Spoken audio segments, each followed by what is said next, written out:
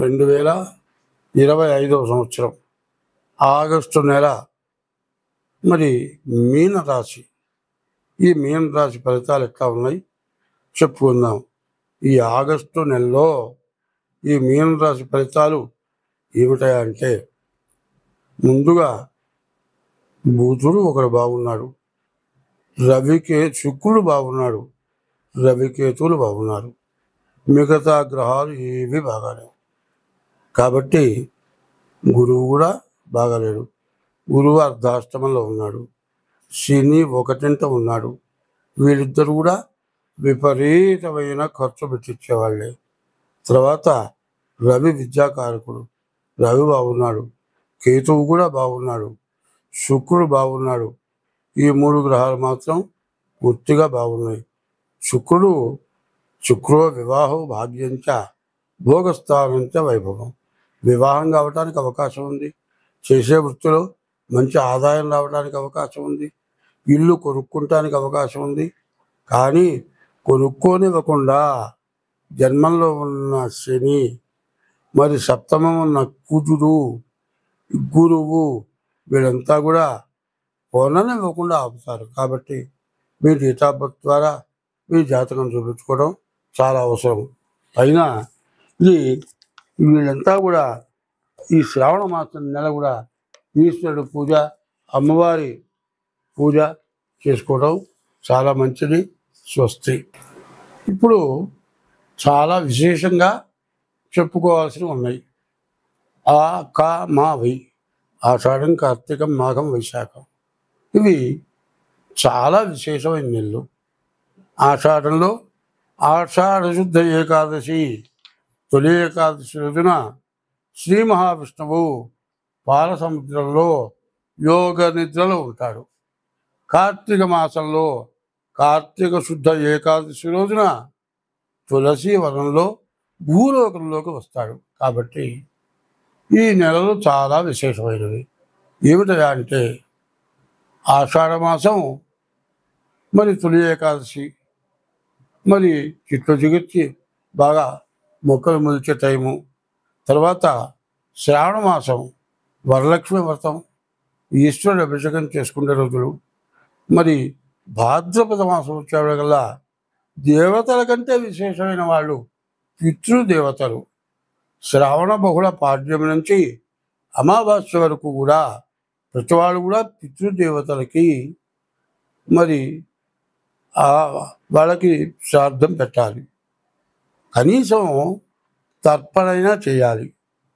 దర్భ వేలికి పెట్టుకొని తర్పణ చేస్తే ఆ తర్పణ చేసిన తర్వాత జంజం ఏం చేస్తాము, దండలాగా వేసుకొని నేల మీద నీళ్లు పిండి కళ్ళగద్దుకుంటాము. ఆ నీళ్లు పిండేటప్పుడు ఒక మాట చెబుతాము, ఏకేచ అస్మత్కులే జాతాః అపుత్రాః గోత్రిణో మృతః తే గృహ్ణంతు మయా దత్తం సూత్ర నిష్పీడోదకం. ఈ సమయంలో పితృదేవతలకు తర్పణ చేశాము. నా వంశీకులు కానీ, నా గోత్రికులు కానీ, మరి ఎవరైనా కానీ కర్మ చేయక, మరి దహనం చేయక, ఎవరు తగలబెట్టక, ఎవరు సమాధి చేయక, కొండల నుంచి పడి చచ్చిపోవటం కానీ, ఏదైనా కాలిపోయే వాటిలో పడి కాలిపోవటం కానీ జరిగి ఆ మనిషి ఉన్నాడనుకోని కర్మ చేయకపోతే వాళ్ళంతా నరకంలో ఉంటారు. వాళ్ళందరికీ కూడా ఈ జన్యంతో పిండిన నీళ్ల వల్ల వాళ్ళకి ఉత్తమ గతులు కలుగుగాక. ఏకేచ అస్మత్కులే జాతాః, నా కులంలో పుట్టిన వాళ్ళు, అపుత్రాః పిల్లలు లేని వాళ్ళు, గోత్రిలో మృతః గోత్రీకులు లేని వాళ్ళు, గోత్రిలో మృతః తే గృహ్ణంతు, ఈ జన్యం నీళ్ళలో ఉంచి కింద భూమి మీద పిలుస్తున్నాను. వీళ్ళు నరకంలో ఉంటే మోక్షానికి పోవాలి అని చేస్తున్నాం. దేవతా పూజల కంటే పితృదేవులకి తలకి భాద్రపద మాసంలో బహుళ పక్షంలో కనీసం తిలోదకాలైనా ఇవ్వటం మీరు పితృ రుణం తీర్చుకున్నవాడు అవుతారు. శ్రావణ మాసమేమో అమ్మవారు ఈశ్వరుడు, భాద్రపద మాసం వచ్చేప్పటికల్లా పితృదేవతలు, ఆశ్వయుజంలో వచ్చేప్పటికల్లా పార్వతి అమ్మవారు, పాడ్యమి నుంచి మరి దశమి వరకు శరన్నవరాత్రులు, 10 రోజుల నవరాత్రులు. తర్వాత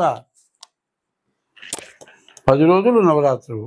మరి కార్తీక మాసం వచ్చాక ఈశ్వరుడు పూజలు. కార్తీక మాసంలో కార్తీక శుద్ధ ద్వాదశి రోజున విష్ణుమూర్తి భూలోకంలో తులసి వనంలో సాక్షాత్కరిస్తాడు. ఆ రోజున దేవుడు ఎక్కడున్నాడో మనకు తెలియదు. దేవుడి దగ్గర మనం పోవాలంటే పోలేము. మంత్రంలో ఏం చెప్పారు? సహస్ర శీర్షం దేవము, 100 తలకాయలు ఉన్నాయి. విశ్వాక్షం, భూమి ఆకాశం అంత కన్నుంది. ఆయన మనం చూడగలవా? చూడలేము. ఆయన సూక్ష్మ రూపంతో తులసి వనంలో ఉంటాడు. ఆ రోజున మరి ఆ తులసి వనంలో తులసి ధాత్రి అని చెప్పి అక్కడ ఆమె పూజ చేసి దీపారాధన చేస్తే ఆ దీపారాధన సూచన మరి ఆ తులసి వనంలో పూజ చేసిన రవరవ్యాధి నరకాలు పోతాయిట. కాబట్టి కార్తీక మాసం. మరి మార్గశిర మాసం విష్ణుమూర్తి పూజలు. మరి పుష్యమాసం కూడా విష్ణుమూర్తి పూజలు. మాఘమాసం కూడా విష్ణుమూర్తి పూజలు. ఇక్కడి నుంచి పూజలు చేసి మంచి సత్ఫలితాన్ని పొందటానికి చాలా మంచి అవకాశమైన రోజులు. దీన్ని బాగా గుర్తుపెట్టుకొని అందరూ పాటించి మనకుండేటువంటి బాధలు, మనకుండేటువంటి గ్రహాల వల్ల వచ్చే బాధలు, మరి పాపగ్రహాలు ఎక్కువగా ఉండటం చేత రకరకాలైన బాధలు వస్తున్నాయి. కాబట్టి వీటన్నిటినీ తప్పించుకోవాలంటే అందరూ నేను చెప్పినటువంటి దేవతా పూజలు చేయండి. దేశము, మనము అందరం బాగుంటాం. నోరు లేని జీవరాశులు ఉన్నాయి, అవి కూడా సుఖంగా బతకగలుగుతాయి. స్వస్తి.